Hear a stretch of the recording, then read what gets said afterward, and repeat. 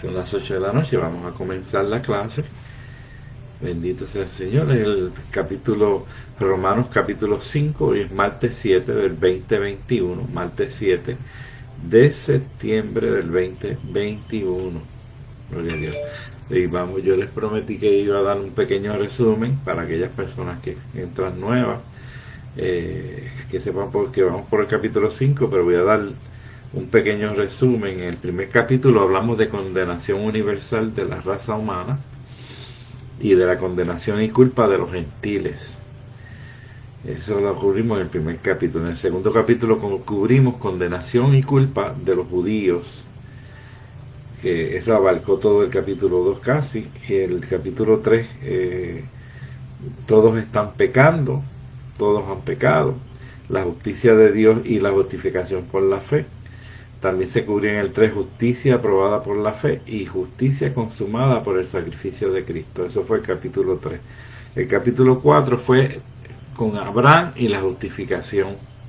Ustedes saben que el capítulo anterior, pues, él trajo el ejemplo de Abraham para traerle una persona en quienes ellos creían. Y David y la justificación, David entró también en juego. La circuncisión y la justificación, que eso lo hablamos bastante, y la justicia consumada por el sacrificio de Cristo, que así finalizamos el capítulo 4 del estudio anterior. Hoy vamos al resultado de la justicia divina, o sea, justificación. Vamos a hablar de la justificación. Ok, Romanos 5, 1 al 5. Dice: en el nombre del Padre, Hijo y Espíritu Santo. Vamos a hacer una pequeña oración. Señor, te damos gracias por tu palabra, por esta clase, Dios del cielo. Perdona que no introducimos con esta oración, pero nunca es tarde. Gracias por esta clase, Señor. Está en tus manos, quítame a mí y ponte tú, Espíritu Santo. Habla a los hermanos de acuerdo a sus necesidades. Y dice que el 5.1, Romanos 5.1 dice: justificados pues por la fe tenemos paz para con Dios por medio de nuestro Señor Jesucristo, por quien también tenemos entrada por la fe, esta gracia en la cual estamos firmes y nos gloriamos en la esperanza de la gloria de Dios. Y no solo esto, sino que también nos gloriamos en las tribulaciones, sabiendo que la tribulación produce paciencia, y la paciencia prueba, y la prueba esperanza, y la esperanza no avergüenza, porque el amor de Dios ha sido derramado en nuestros corazones por el Espíritu Santo que nos fue dado. Repito esa última: la esperanza no avergüenza, porque el amor de Dios ha sido derramado en nuestros corazones por el Espíritu Santo que nos fue dado. Por ese Espíritu Santo que nos fue dado a ti y a mí. Ese acceso que tuvimos, y Dios ahora está en nosotros, con nosotros, nos acompaña, está en nosotros. Amén. Ese Espíritu Santo es el que nos da esa fuerza, ese discernimiento para vivir esta vida cristiana en armonía, paz y dirección. Amén. Así que el capítulo 5, 1 al 5, capítulo Romanos 5, 1 al 5, le dimos lectura. Aquí tenemos uno de esos grandes pasajes líricos de Pablo. Pablo era un poeta en el que canta el íntimo gozo de su confianza en Dios. Un hombre completamente confiado. Y era importante porque entonces esa confianza él la transmitía, amén, a través de su carta a los romanos, que era una iglesia compleja. Amén. Así que esa confianza tenía que caer sobre ellos a través de esa palabra, esa carta que después supieron que era la palabra de Dios, ¿no? En ese momento era una simple carta, pero ni Pablo sabía los alcances que iba a tener. La confianza de la fe realiza lo que nunca podría conseguir el esfuerzo por producir las obras de la ley. Es totalmente diferente. Las obras que tú haces en la ley, las obras que se hacían en la ley, nunca lograban y ni nunca lograron que el pueblo llegara a Dios como esa confianza puesta en Dios a través de Jesucristo. Amén. Esta confianza le da al hombre la paz con Dios. El saber que nosotros somos salvos nos da paz con Dios. Hasta que vino Jesús, nadie podía sentirse realmente cerca de Dios. Esta gente se hacían los sacrificios y se hacían muchas cosas, se pagaba, pero ellos nunca se sentían completamente limpios. Amén.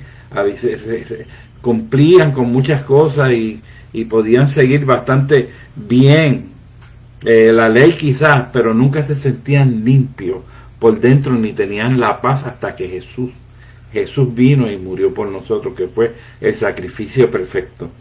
Hasta que vino Jesús, tenemos acceso a esta gracia en la que nos sentimos seguros. La palabra sugiere acceso. Esa palabra acceso esto es griego, yo no lo entiendo ni usted tampoco. Prosagoge quiere decir, esta palabra se usa para dos propósitos. Esa es la palabra que se usa en griego.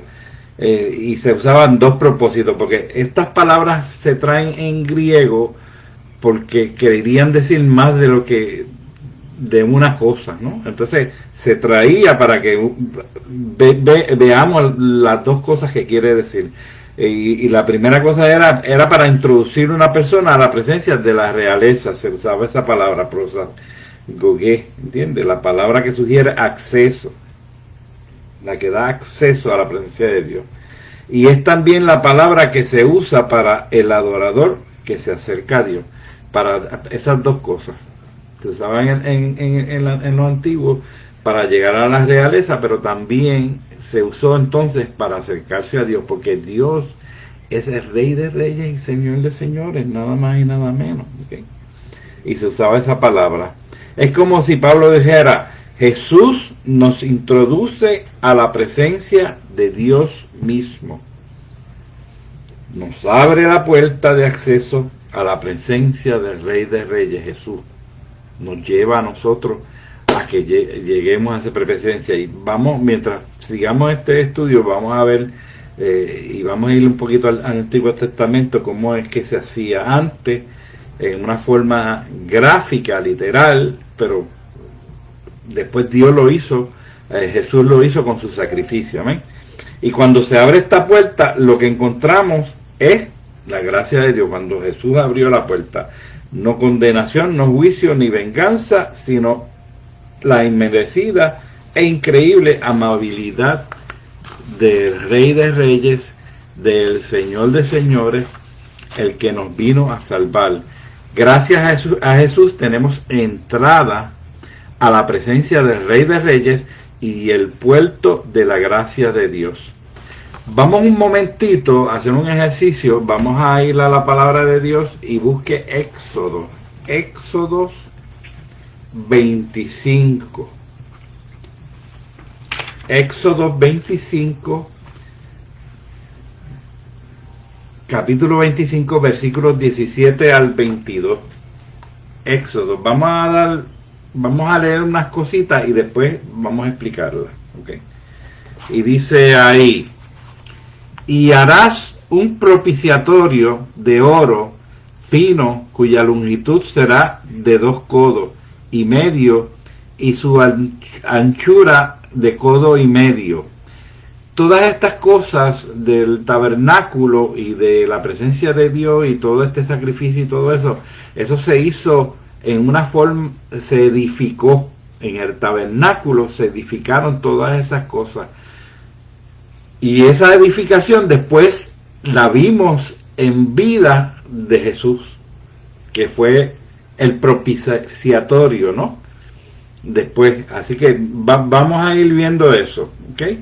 Dice el 25:18, dice, harás también los 2 querubines de oro labrados en el martillo, los harás en los 2 extremos del propiciatorio. Acuérdense que esto era una cabaña, era como una caseta, que se llamaba tabernáculo, que tenía el lugar de los atrios ¿verdad? Que dice los salmos que era mejor estar un día en los atrios que 1000 fuera de los atrios. Los atrios eran los alrededores. Entonces esa caseta tenía también un lugar santo, ¿verdad? Que entonces ya ahí había una cabañita. Yo le puse más o menos un retrato en Family Study Group para que después ustedes lo miren. Quizás no lo pongan a mirar ahora porque pierden la grabación, pero después lo pueden mirar todo esto que estamos hablando aquí.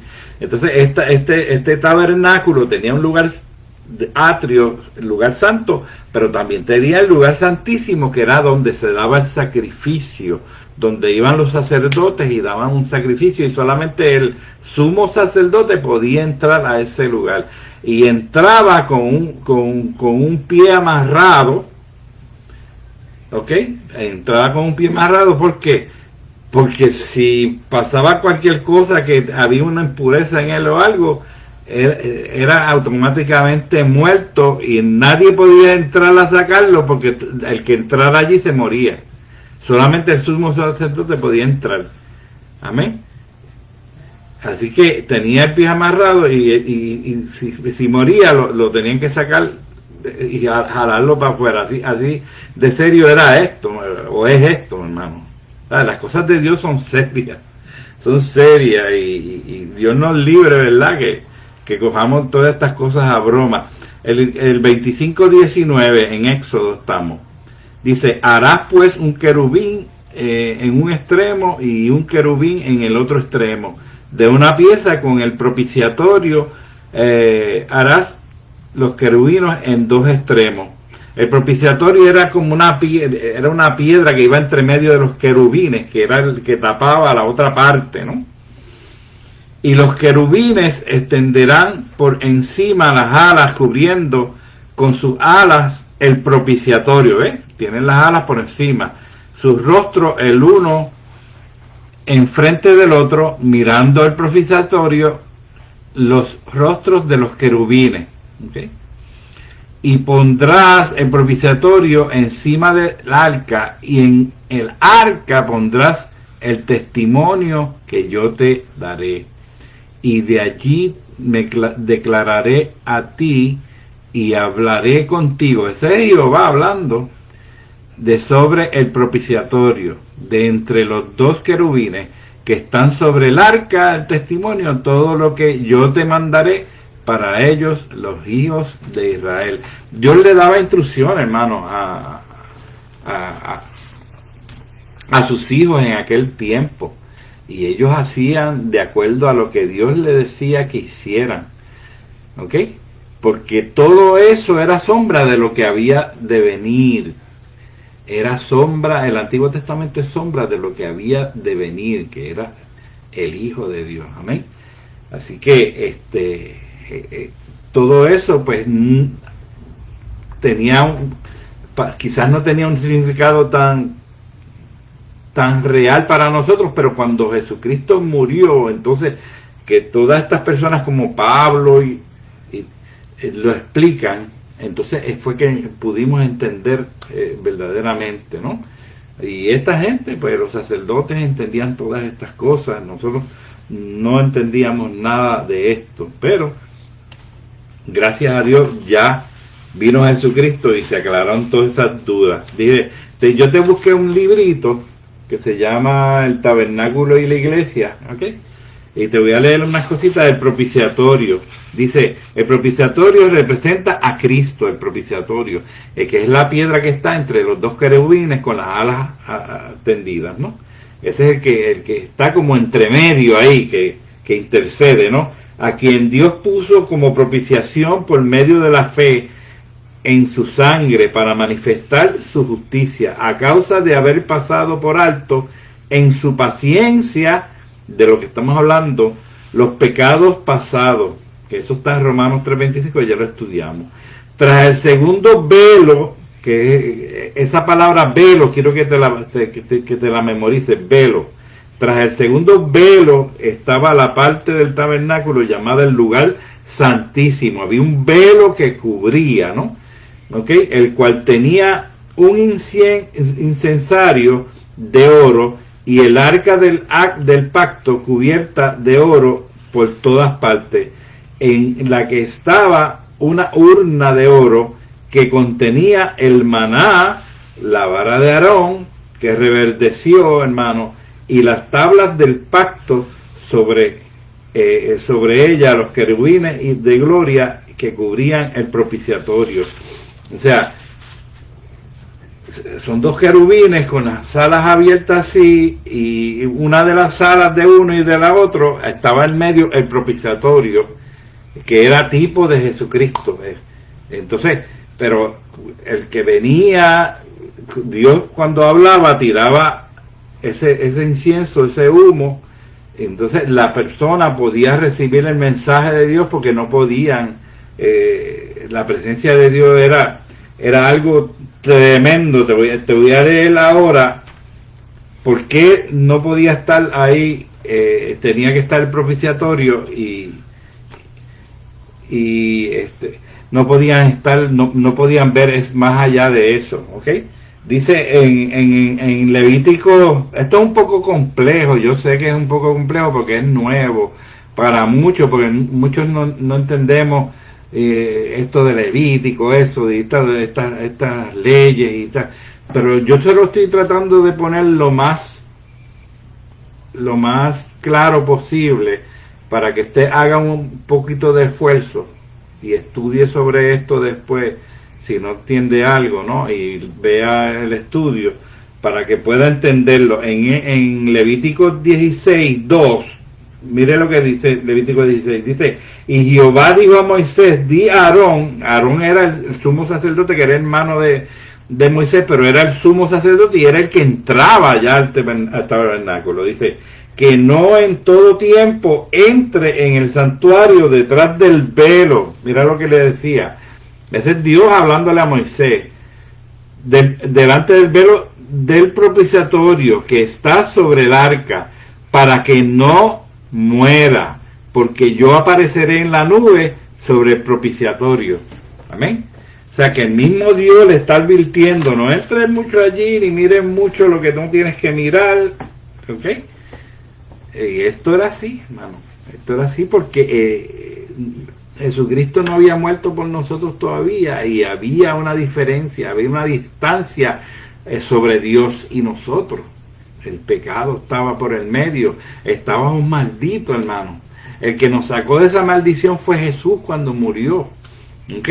Entonces a eso quería llegar ahora cuando Jesús murió. ¿Ok?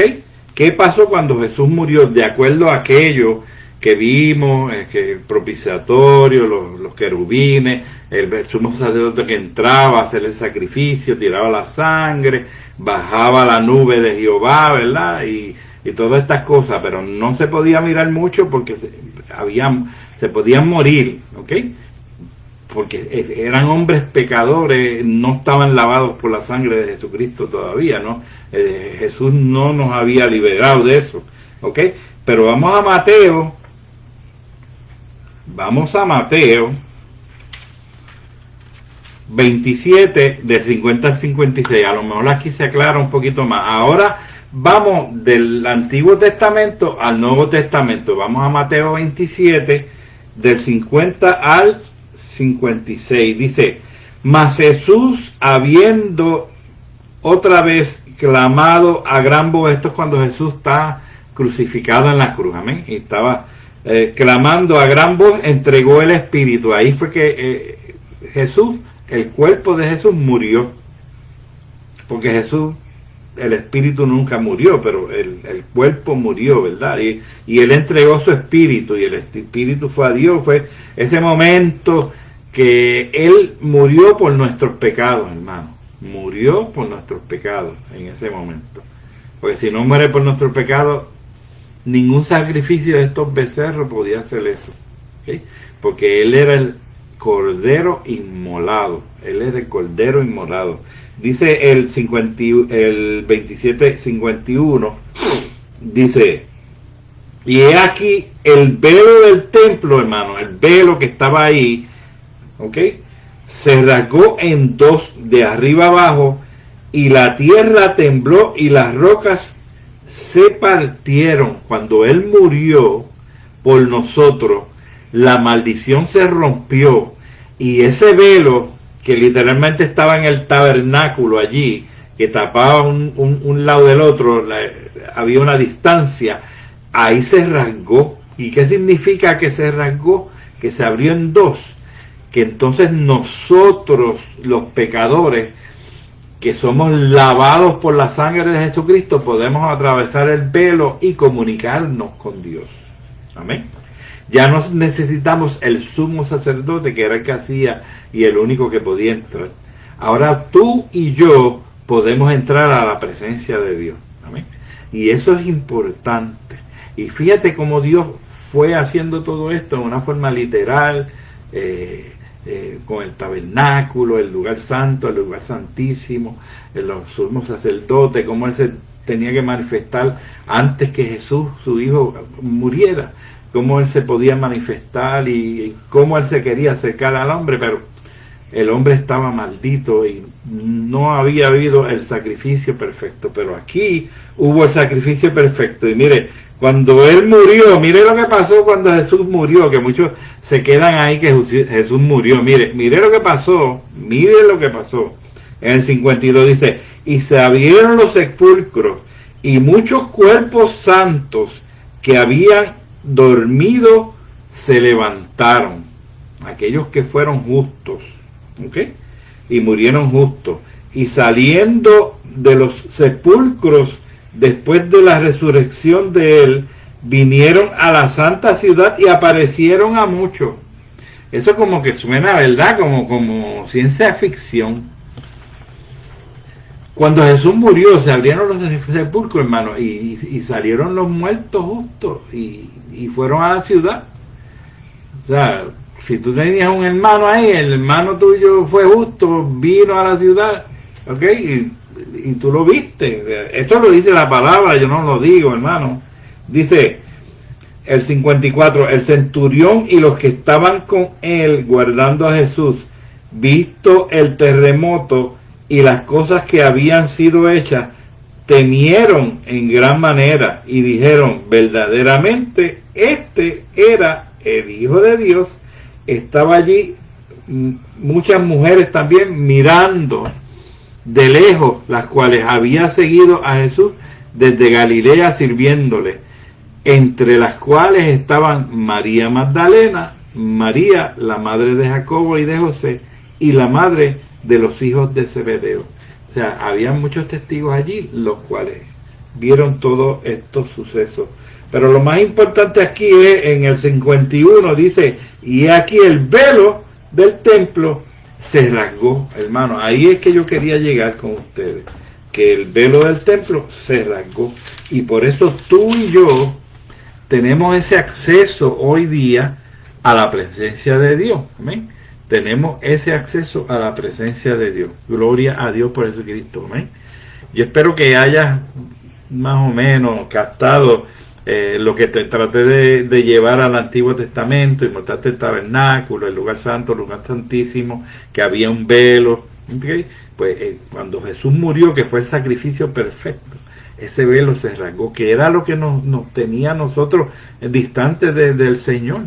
Nosotros no podíamos ir a la presencia de Dios, pero ahora tú y yo, cuando somos lavados por la sangre de Jesucristo, cuando somos justificados, amén, justificados, que siendo malos, Él pagó nuestros pecados por nosotros, pues ahora tenemos acceso, hermano.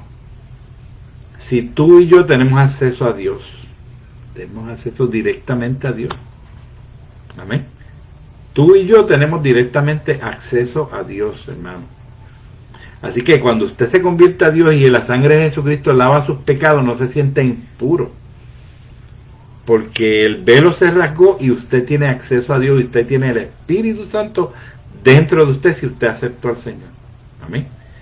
Porque a veces llevamos como unas cargas, o queremos, ¿verdad?, seguir con esto de las leyes, de las obras, de todas estas cosas que nos tiramos, todas esas cargas que nos tiramos encima. No, hermano, Usted si puede arrodillar esta noche en su casa allí, en su cama allí, y ir a la presencia de Dios. Usted no necesita más nada. Solamente lo que necesita es abrir su boca. Un corazón contrito y humillado no despreciará tu Dios. Y tenemos acceso a Dios. Esto lo dice aquí, la palabra, el velo se rasgó. ¿Y por qué se rasgó? Para darnos la oportunidad de ir a la presencia de Dios, hermano. Pero era difícil ser cristiano en Roma. Estamos hablando de una carta a los romanos. Pablo dice que la tribulación produce paciencia. Hay un monto de cosas que pueden oprimir a un cristiano. Necesidades, dolor, persecución, rechazamiento y soledad. Todo lo que oprime atribula, produce paciencia, dice. Todas estas cosas que te prueban, que te atribulan, pues eso produce paciencia, te da más paciencia a ti, ¿no? La palabra que se usa para paciencia también es aguante. Cuando tú aguantas, amén, cuando tú aguantas tanta presión, tanta prueba, tan difícil, ¿no? Esa paciencia aumenta. Es el espíritu que puede vencer al mundo, que no se limita a resistir pasivamente, sino que vence activamente las pruebas y tribulaciones de la vida, hermano. La paciencia produce ¿qué? Carácter o prueba, ¿verdad? Una versión dice prueba, pero es carácter. La palabra que se usa es dokimé. Ahora estamos trayendo palabras en griego aquí, que yo no sé qué rayete quiere decir, pero yo se las traduzco rápido. Dokimé es metal que ha pasado por el fuego de forma que ha quedado limpio de todo. El dokimé, ese es el carácter, la palabra que se usa para carácter, para prueba, ¿ok? El dokimé. El carácter o la prueba, continúa Pablo, produce esperanza. Dos personas enfrentan con la misma situación, a una la puede conducir la desesperación y a una claudicar. Estamos hablando de dos personas que reciben la misma prueba. Una puede reaccionar de una forma diferente a la otra. Una puede desmayar, pero la otra puede sobresalir. O sea que aquí hay diferencias, ¿no? Diferencias. Se supone que el que tiene a Jesús en su corazón, estamos ready para todas estas cosas, hermanos, porque el amor de Dios y la paz de Dios está sobre nuestras vidas, ¿ok? Así que dokimé o dokimé es metal que ha pasado por el fuego de forma que ha quedado limpio de todo, y cuando pasa por el fuego duele. Son cosas que duelen, hermano. Así que el carácter o la prueba continúa, produce paciencia. Y como estábamos hablando de dos personas pueden pasar eso. Una puede salir victoriosa, pero la otra puede ser el final de la esperanza. Y otra, un desafío de la grandeza. Un personaje dijo, no me gustan las crisis, pero sí las oportunidades que se presentan. Él veía las crisis como oportunidades que se presentan. La diferencia está en las personas. Si uno ha sido débil, si ha dejado que las circunstancias lo venzan, si no ha hecho que más que quejarse bajo el desafío de la crisis, no ha hecho más que desesperarse. Si por el contrario uno ha ido por la vida con la frente en alto, enfrentándose con las situaciones hasta conquistarlas, el carácter que ha resistido la prueba siempre sale lleno de esperanza, hermano. Y estos son los dos tipos de personas que hay. Hay unos que son que salen victoriosos, hay unos que salen derrotados. Hay unos que les gusta el desafío para sobresalir, pero hay unos que todo el tiempo es que avanza, ¿no? La queja. Y entonces, si por el contrario uno ha ido por la vida con la frente en alto, enfrentándose con las situaciones hasta conquistarla, el carácter que ha resistido la prueba siempre sale lleno de esperanza. Luego Pablo hace una afirmación final. La esperanza cristiana nunca resulta una vana ilusión, porque está cimentada en el amor de Dios. Te voy a repetir eso. La esperanza cristiana nunca resulta una vana ilusión, porque está cimentada en el amor de Dios. La esperanza que se pone en Dios no se desvanece ni deja frustrados. La esperanza que se pone en el amor de Dios no es ninguna ilusión, porque Dios nos ama con amor eterno, respaldado por su poder. Amén. No hay prueba, hermano, que Dios te dé que tú no puedas soportar. Y junto con la prueba, dice Corintios, que esta es la salida. Así que vamos a pasar la prueba, hermano, que produce paciencia, y la prueba produce paciencia, y la paciencia, la prueba esperanza. Una esperanza que no avergüenza, porque el amor de Dios está en nuestras vidas, la protección de Dios está en nuestras vidas. Así que vamos a tener pruebas en la vida, pero tenemos el amor de Dios que sobrepasa todo entendimiento. Romanos 5 del 6 al 11. Romanos 5 del 6 al 11 dice: porque Cristo, cuando aún éramos débiles a su tiempo, murió por los impíos. Ciertamente apenas morirá alguno por un justo, con todo pudiera ser que alguno osara morir por el bueno. Mas Dios muestra su amor para con nosotros en que, siendo aún pecadores, Cristo murió por nosotros. Pues mucho más, estando ya justificados en su sangre, por él seremos salvos de la ira. Porque él, si siendo enemigos, fuimos reconciliados con Dios por la muerte de su Hijo, mucho más, estando reconciliados, seremos salvos por su vida, hermano. Y no solo esto, sino que también nos gloriamos en Dios por el Señor nuestro Jesucristo, por quien hemos recibido ahora la reconciliación.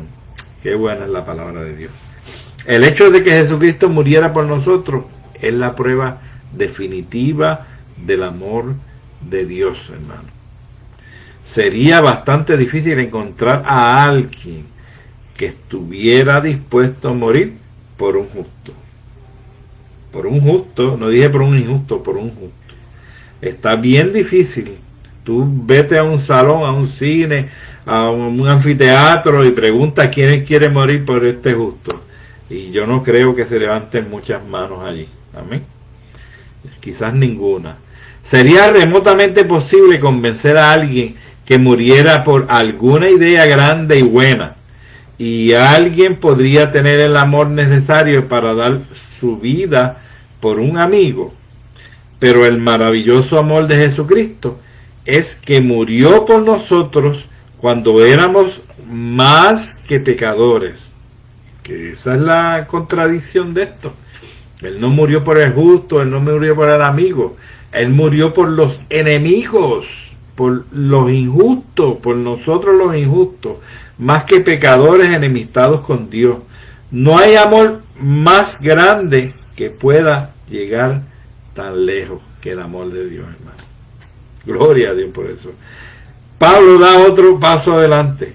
Gracias a Jesús ha cambiado nuestra posición con Dios. Qué bueno.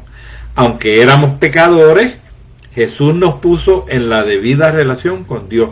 Cuando se rasgó ese velo, hermano, ¡fua!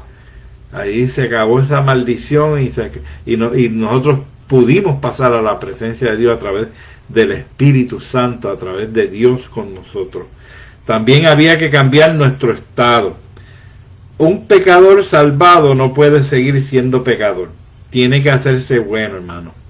Tiene que haber pasado algo bueno en nosotros. Cuando Jesús entra a nuestras vidas, cuando el Espíritu Santo nos liberta, cuando nosotros aceptamos a nuestro Señor, ¿verdad? Y Él entra a nuestro corazón, hermano. Pasa algo en nuestras vidas. La muerte de Cristo cambió. La muerte de Cristo cambió se me fue la pantalla. Nuestra vida, su vida y resurrección cambia toda nuestra posición frente a Dios. Amén. El panorama cambió completamente cuando Jesús murió por nosotros. Jesús no está muerto, hermano, sino vivo. Está siempre con nosotros para ayudarnos y guiarnos, para llevarnos de su fuerza para que venzamos la tentación. Él está ahí con nosotros, hermano. Nosotros somos los que nos alejamos de Él, pero Él siempre está ahí. Él siempre está ahí contigo y conmigo. Siempre está ahí. Siempre está ahí a tu lado. Ahora mismo está a tu lado. Ahora mismo está en tu casa. Ahora mismo está en tu hogar. Amén. Está ahí acompañándote día y noche. Nosotros somos los que nos olvidamos de Él. Nosotros somos los que nos acostamos y le viramos la cara. No le decimos buenas noches al Señor. Nos levantamos y salimos corriendo y nos llevamos todo por ahí para... Nos llevamos a todo el mundo por el medio y nos olvidamos del Señor que nos dio ese nuevo día para que pudiéramos vivirlo. Amén.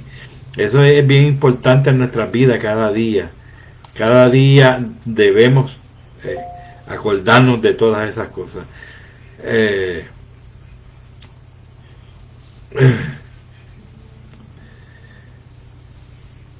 El cambio de nuestro estado es la justificación. Ahí es donde comienza todo el proceso de la salvación, cuando Él nos justifica en la cruz. El cambio de nuestro estado es la santificación. Y la santificación en nosotros, cuando usted se convierte a Dios, que usted da el paso de salvación, ahí empieza la santificación en progresión en su vida. No es que tú, y que a muchos le ha pasado, porque mucha gente... yo he oído testimonios que Dios los liberta de una forma que ellos hacían barbaridades y Dios los ha libertado, por ejemplo, de las drogas, de enfermedades, de un montón de cosas, hermano. Dios lo puede hacer instantáneamente. Pero el cristiano va creciendo. Una vez tú das el paso al frente, empieza tu crecimiento, amén. Y como dice Pablo, después de su carrera, dice, no es que lo haya alcanzado, imagínate, después de su carrera casi, no es que lo haya alcanzado, pero prosigo al blanco de la soberana vocación, mirándolo siempre, a ese target, a ese blanco de la soberana vocación que es Jesucristo. Él dice, no es que lo haya alcanzado, decía Pablo, bendito sea el Señor. Así que nosotros, mira a ver qué tú vas a decir. El cambio de nuestro estado es la santificación, que es una progresión. Así prosigue el proceso de nuestra salvación, que no termina hasta que le hagamos cara a cara. Y eso era lo que quería decir Pablo. Cuando salgamos de este cuerpo, porque este cuerpo siempre lleva pecado encima, hermano. Por eso es que día a día nos tenemos que presentar delante de Dios para que Dios nos limpie de todo pecado cada día y seamos como Él. Primera de Juan 3:2. No lo busques, yo lo voy a leer. Primera de Juan 3:2 dice: amados, ahora somos hijos de Dios y aún no se ha manifestado lo que hemos de ser. Pero sabemos que cuando Él se manifieste, hermano, seremos semejantes a Él, porque le veremos tal como es. Esa palabra, yo te la voy a leer otra vez, porque yo creo que tú no la entendiste bien. Amados, ahora somos hijos de Dios, tú y yo. Y aún no se ha manifestado lo que hemos de ser, porque estamos en este cuerpo. ¿Amén? No, todavía no se ha manifestado completamente. Pero sabemos que cuando Él se manifieste, seremos semejantes a Él. Cristo va a venir en gloria, hermano, ¿ok? Por segunda vez, y se va a manifestar, y vamos a ser semejantes a Él, amén. Porque le veremos tal como Él es. Cuando vayamos a la presencia de Dios, vamos a verle tal como Él es, amén. Gloria a Dios. Hay que ver algo de gran importancia. Pablo está seguro de que todo el proceso de salvación, la venida de Cristo y su muerte, son pruebas de su gran amor. Gloria a Dios por Jesucristo. A veces se presenta esta verdad como si por una parte estuviera un Dios airado y vengativo Y por otro lado, un Cristo compasivo y amoroso. ¿Sí? Hay como esa impresión a veces de que Jesús vino, está bien, a salvarnos, pero Dios se quedó como allá, como medio molesto todavía, porque no había completado el proceso. Mire, estamos lejos de ese pensamiento, bien lejos, como si Cristo hubiera hecho algo que lo obligó a Dios a cambiar de actitud. Dice que nada podría estar más lejos de la verdad. Nuestra salvación, hermano, tiene origen y realización en el amor de Dios. Dios te amó a ti y a mí primero. ¿Amén? No fue que tú te decidiste servirle al Señor, es que Dios decidió amarte a ti primero y te tocó con su Espíritu, y el Espíritu Santo entonces se manifestó y tú diste el paso. Amén. Fue porque Él decidió amarnos primero a nosotros y nosotros dimos el paso. Así es la cosa. No crea que no, porque yo estoy haciendo un favor a Dios, porque me voy a unir a las cosas de Él, ¿verdad? Porque eso es bueno. Sí. Así ahora la gente mundana. Sí, porque esas cosas de la religión son buenísimas, chacho. Eso es buenísimo. Así ahora la gente del mundo, ¿no, hermano? El amor de Dios te impactó y tú recibiste el amor de Dios y reaccionaste positivamente. Hay mucha gente que recibe el amor de Dios y no reacciona positivamente. Dale gracias a Dios por eso, por esa revelación en tu vida. Porque hay gente que nunca despertarán de eso. ¿Por qué? Por su arrogancia y por muchas cosas negativas que tiene su persona, su corazón. No permite que Dios entre. ¿Amén? No es que Dios no quiere entrar, Dios toca. Dice la palabra. Si tú abres, Él entra. Y no solamente entra, dice la palabra que entra y cena contigo. Que cuando una persona cena contigo es que tiene ya una relación, ¿verdad? Contigo. Gloria a Dios. Pero mucha gente, Él le toca y no le abren, hermano. No le abren, se queda. Está ahí esperando. Está esperando que tú le abras. ¿Okay? Nuestra salvación tiene origen y realización en el amor de Dios. No te olvides esto. Jesús no vino a cambiar su actitud hacia los hombres, sino a mostrarle a esto cómo es y ha sido siempre Dios. Jesús vino a revelarnos a Dios a nosotros, a revelarnos el amor de Dios, la eternidad de Dios en su amor, porque Dios es amor. Vino para demostrar sin lugar a dudas que Dios es amor. Romanos 5, 12 al 21. Romanos 5, 12 al 21. Vamos rapidito, que nos estamos tardando un poquito. Ok, aquí con este cerramos. Dice, este es larguito, atienda, pero es buenísimo. Por tanto, como el pecado en el mundo entró en el mundo por un hombre y por el pecado la muerte, así la muerte pasó a todos los hombres por cuanto todos pecaron. Pues antes de la ley había pecado en el mundo, pero donde no hay ley no se inculpa de pecado. Aquí Pablo estaba hablando de que recibimos la herencia de Adán, amén. Pero entonces después empieza a hablar de la ley, interrumpe. Así que vamos a ver cómo empatamos esto. Dice el 14, 5:14, dice, no obstante, reinó la muerte desde Adán hasta Moisés, aun en los que no pecaron a la manera de la transgresión de Adán, el cual es figura del que había de venir. Pero el don no fue como la transgresión, porque si por la transgresión de aquel uno murieron los muchos, abundaron mucho más para los muchos la gracia y el don de Dios, para la gracia de un hombre, Jesucristo. ¿Amén? Lo que quiere decir esto es que si por uno murieron un montón, pues también por uno que murió, pues van a vivir un montón también. Eso es lo que quiere decir eso. Y con el don no sucede, como en el caso de aquel uno que pecó, porque ciertamente el juicio vino a causa de un solo pecado para condenación, pero el don vino a causa de muchas transgresiones para justificación. Pues si por la transgresión de uno solo reinó la muerte, muchos más reinarán en vida por uno solo, Jesucristo, la que reciben la abundancia de la gracia y el don de la justicia.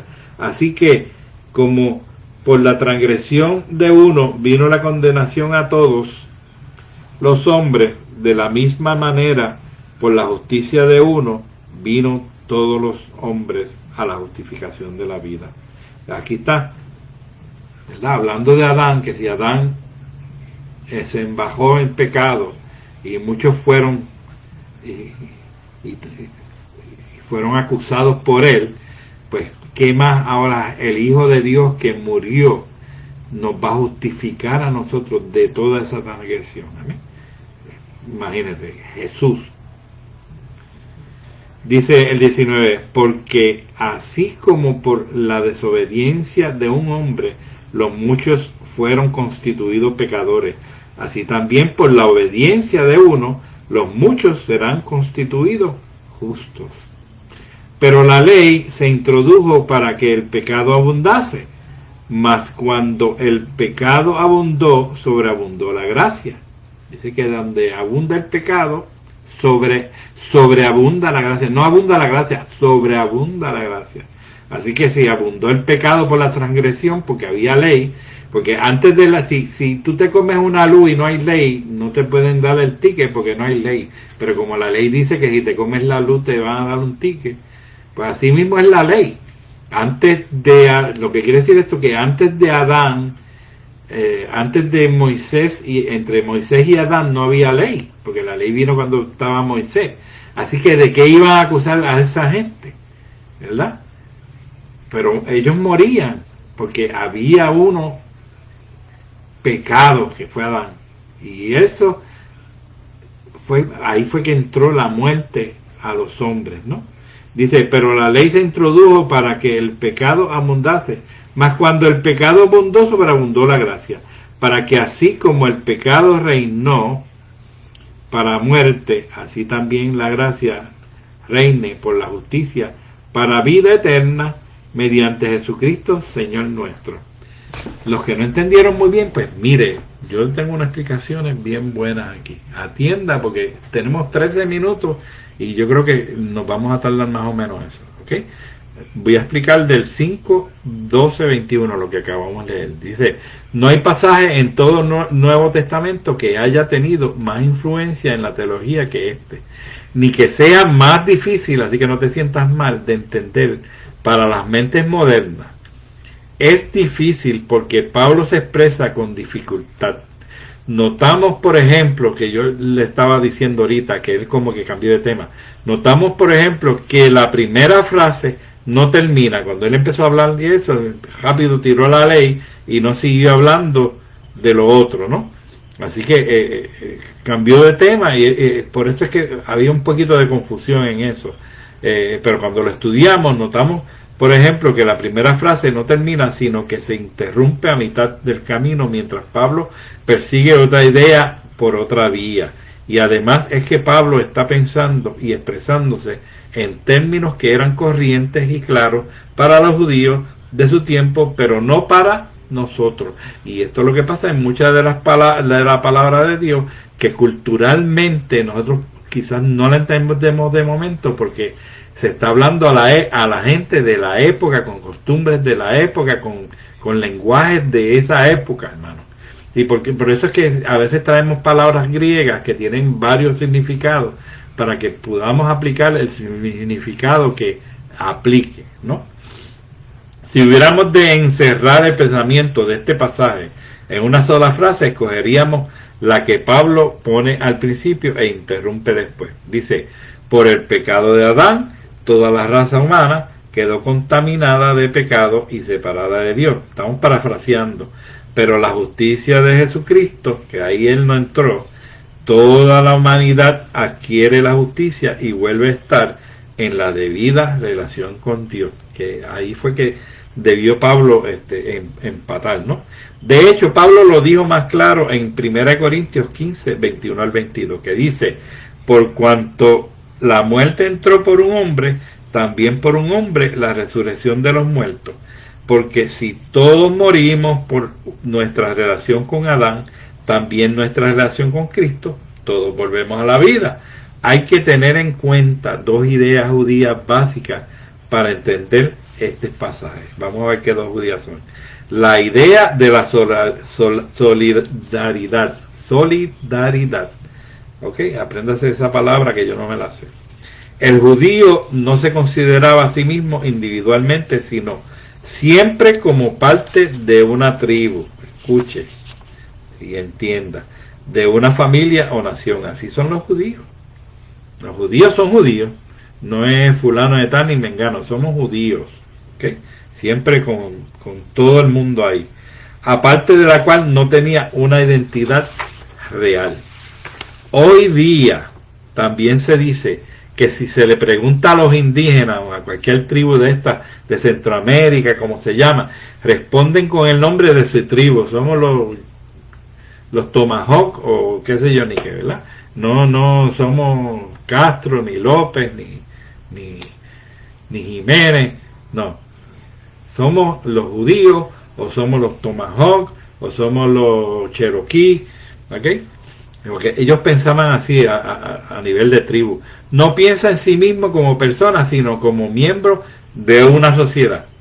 Así Pablo ve a Adán, escuche, no como un individuo, sino como el representante de toda la humanidad. Y como tal, su pecado fue de todos los seres humanos. Ahí es que nos generalizan, ¿verdad? Porque él es como que el padre de todos nosotros. Pablo dice que todos los seres humanos contraemos el pecado de Adán. Literalmente pecamos en Adán. Si hemos de llegar a comprender el pensamiento de Pablo, tenemos que saber lo que quiere decir aquí y que lo dice en serio. A lo largo de la historia del pensamiento cristiano, se han hecho esfuerzos para interpretar de diferentes maneras la conexión entre el pecado de Adán y de la humanidad, que siempre estamos preguntando, pero por esto, mira, yo estoy pagando por este Adán y yo ni conocía a Adán, ni sabía, ni yo, no, este hombre, no merecemos que esta culpa. Eso yo he oído muchas cosas de esas, que, ¿verdad? Y que para qué este pecaría, mira ahora yo con este dolor de vejiga, ¿no? Vamos a ver las etapas en una serie de ideas. Adán pecó porque quebrantó el mandamiento directo de Dios, de no comer el fruto del árbol prohibido. ¿Y por qué pecó? Murió, aunque había sido creado inmortal. La ley no llegó hasta el tiempo de Moisés. Ahora bien, si no hay ley, no puede haber transgresión de ley, es decir, pecado. Por tanto, los seres humanos que vivieron entre Adán y Moisés cometieron de hecho acciones pecaminosas, pero no se les podía considerar pecadores porque no existía la ley. Eso era lo que estaba hablando ahorita con ustedes. A pesar de que no se les podía atribuir pecado, sin embargo, morían. ¿Okay? La gente moría porque Caín mató a Abel y murió. ¿Okay? Estaban sujetos al régimen de la muerte. ¿Okay? La muerte entró con el pecado, aunque no se le podía acusar de haber quebrantado una ley que no existía. Entonces, ¿por qué morían? Era porque habían pecado en Adán. El estar implicados en el pecado les producía la muerte, aunque no había ley que pudieran quebrantar. Esta es la prueba para Pablo de que toda la humanidad pecó en Adán. Amén. Se ha resumido parte del pensamiento de Pablo de la idea de la completa solidaridad de la humanidad. Literalmente todos los seres humanos pecamos en Adán. Y como la muerte es la consecuencia del pecado, ejerce su dominio sobre nosotros. Como hemos expuesto una visión de la situación humana, también se puede usar a la inversa para llenar la del resplandor de gloria. En esta situación entra Jesús. Exactamente en la misma manera que todos los seres estuvieron implicados en el pecado de Adán, todos están implicados en la perfecta bondad de Jesús. Y de la misma manera que el pecado de Adán fue la causa de muerte, la perfecta bondad de Jesús conquista la muerte. Él vino a pagar por nuestros pecados. Él nos quitó esa maldición que nos puso Adán encima. ¿Okay? El razonamiento triunfal de Pablo es que, como la humanidad estaba implicada en Adán y quedó por tanto condenada a muerte, así está ahora en Cristo y queda absuelta para poder vivir.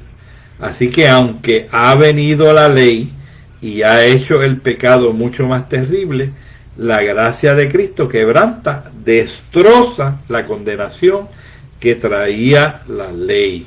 Destroza la condenación que traía la ley. ¿Ok? Ese es el razonamiento de Pablo y es inapelable para la mentalidad judía. Le dio ahí en lo que le tenía que dar la explicación a ellos, porque había mucha duda sobre esto de Moisés, Adán y esa gente que estaba ahí sin ley, que no habían pecado, y entonces él tuvo que traer todas estas aclaraciones, pero entonces trajo que el sacrificio de Jesús, que pagó sobre todo eso, hermano, ¿ok? Y sobreabundó en gracia, ¿ok? Que era el propósito de esa carta. El propósito más grande de esa carta era demostrar la justificación que Dios tuvo al salvarnos a nosotros. ¿Okay? Hay dos grandes verdades. La primera es la siguiente: supongamos que asumimos el sentido literal de la historia de Adán. Nuestra conexión con Adán es puramente física. No nos queda otra posibilidad, de la misma manera que no se le deja a un niño escoger a su padre. A nosotros no nos dieron a escoger, nos impusieron el pecado de Adán. ¿Okay? Y esto es lo que quiere decir eso. Pero por otra parte, nuestra conexión con Cristo es voluntaria. ¿Okay? Eso es voluntario. Ahí no nos impusieron. Nadie nos está obligando a servirle a Dios. Es voluntaria, pero el sacrificio está. La unión con Cristo es algo que no puede aceptar o rechazar. Se trata de una conexión distinta en ambos casos. No se nos dio la opción de elegir nuestra relación con Adán, en cuya naturaleza hemos recibido una herencia con muchas cosas buenas, pero también una mala. Nuestra condición de pecadores y la paga del pecado, que es muerte, casi nada. Eso heredamos de Adán, para darnos una salida victoriosa a una vida abundante, renovada, con la relación con Dios, ¿okay? Que es el plan de Jesucristo. Jesucristo vino al mundo y murió por nosotros. Si bien esta relación es voluntaria y no impuesta, como la que tenemos con Adán, la invitación, hermano, a aceptar el Evangelio debe llegar a toda la raza, ¿ok? Humana. Esta es la misión tuya y es la misión mía, ¿ok? Te voy a repetir eso. Si bien esta relación es voluntaria y no impuesta, como la tenemos con Adán, la invitación a aceptar el Evangelio debe llegar a toda la raza humana. Esa invitación es vital, porque si no conocen de él, nosotros tenemos conocimiento para llevarlo a ellos. Esta es la misión de la iglesia, tuya y mía. La segunda es la siguiente: Pablo conserva la verdad de que la humanidad está sumida en una situación de la que no puede escapar. El pecado tiene al ser humano en su poder y no hay esperanza. Jesucristo entra en esta situación rasgando el velo, que fue lo que hablamos ahorita.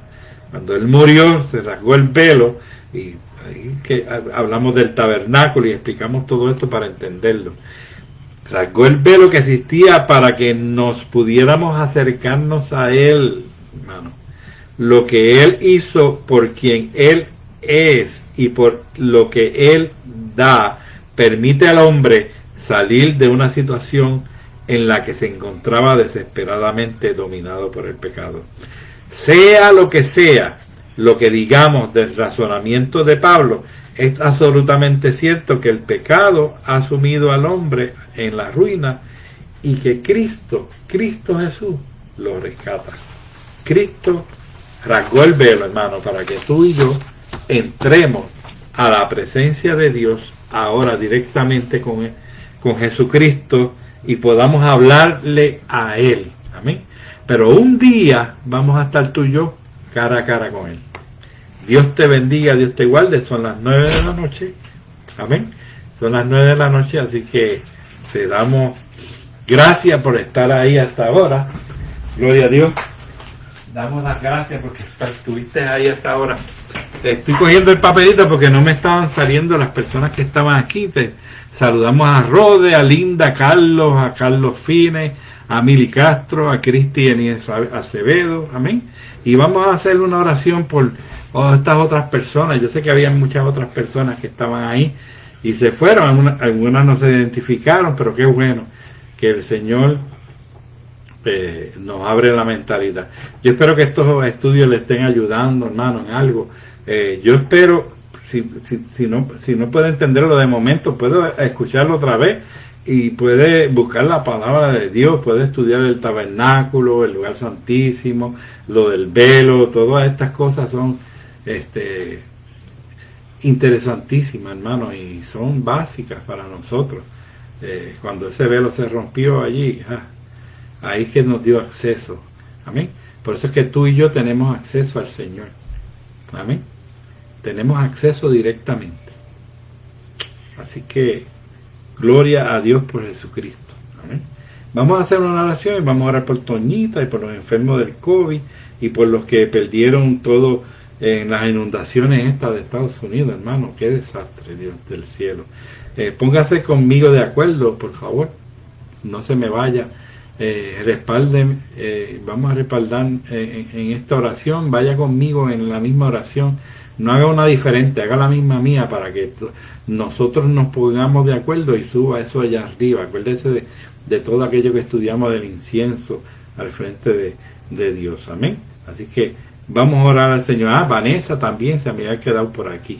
Gloria a Dios. Y Lourdes siempre entra por ahí, hoy o mañana entra por mí. Le damos salud a Lourdes también y a Vanessa. Amén. Vanessa está en Puerto Rico. Toñita, que es una fiel creyente que está con nosotros también siempre todas las noches, está hoy convaleciendo, hermano. Va a ser intervenida quirúrgicamente, así que vamos a ponerle una oración a Toñita.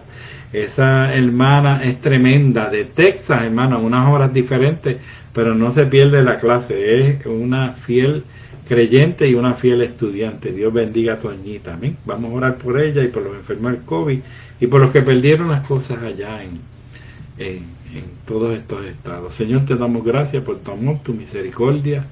Gracias porque tu palabra es la verdad, Señor, y la verdad nos hizo libres. Gracias porque ese día que tú moriste en el Calvario se rasgó el velo, Señor.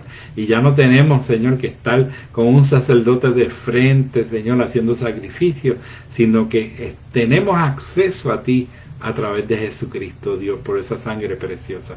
Gracias por ese privilegio, Dios del cielo. Gracias, Señor, por las personas y las familias que están aquí, Señor, presentes, Dios del cielo, mirando, Señor. Bendice esa familia, Señor.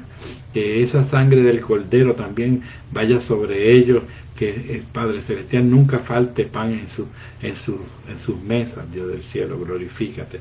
Le presentamos nuestra hermana Toñita, que va a ser intervenida quirúrgicamente, Señor. Tus manos son las manos del doctor médico. Señor, dirige esas manos, Padre Celestial. Sabemos que ella va a salir bien de todo esto pronto. Ya estará bien, Señor. La ponemos en tus manos. Presentamos a los enfermos del COVID, de esta parte de Delta, Señor, que está muy agresiva aquí, especialmente en la Florida. Padre Celestial, te pedimos consuelo por todas esas vidas que se han perdido, se siguen perdiendo. Te pedimos que le des prudencia, Señor, para que ellos puedan obedecer las leyes, que puedan obedecer, Señor, que puedan ponerse una protección, que no tomen esto ligeramente los que están Señor, todavía vivos, que no lo tomen ligeramente, Señor, sino que vean la oportunidad que tú les das para seguir viviendo, Padre Celestial. Oh, pero esto es como todo, que hay unas leyes, Señor, y si esas leyes las violamos, Señor, pues la gente muere, Dios del cielo. Y eso es así, Señor. La ley de la obediencia. Tenemos que ser entes obedientes. Y si Dios nos da una mascarilla o nos provee una mascarilla es para que te la pongas. Hermano, si tú tienes acceso a una mascarilla, póntela. Y así pues. Porque el sol sale para todos. El sol te quema a ti y me quema a mí, Señor. Y el COVID sale para todos también, está para todos. Si tú te descuidas, hermano, te va a dar y probablemente te va a matar. Padre Celestial, dale sabiduría a toda esta gente para que puedan, Señor, escapar de la muerte del COVID, Señor. Oh Padre Celestial, y te pedimos por toda esta gente que perdieron todas las cosas allá en estos estados, a través de todos estos 5, 6 o 7 estados, que pasó esta tormenta, Dios del cielo. Bendíceles, ayúdale, provéele, Señor, dale la paz de Jesucristo, que ellos puedan conocerte en toda esta prueba, que puedan tener la esperanza tuya, Señor, para que te conozcan en espíritu y en verdad, Señor. Oh Padre Celestial, todo tiene su propósito, Señor, ayúdales para que ellos puedan conocerte en todas estas cosas, Señor, y puedas darle paz en su corazón. Sabemos que las cosas materiales se reponen, Señor, oh Padre Celestial, pero las vidas, no, Dios del cielo, glorifícate de una forma especial, Dios del cielo, en cada una de estas vidas, que ellos puedan conocerte, Dios del cielo, sobre todo. Padre, te damos gracias en esta preciosa noche, por esta audiencia tan preciosa que me has dado, en el nombre de Jesús. Amén y amén. Dios te bendiga, Dios te guarde. El capítulo 6 nos vamos el próximo martes, ¿sabes? El próximo martes vamos a tener el capítulo 6, así que prepárate, estúdialo para que se te haga mucho más fácil. Dios te bendiga, Dios te guarde.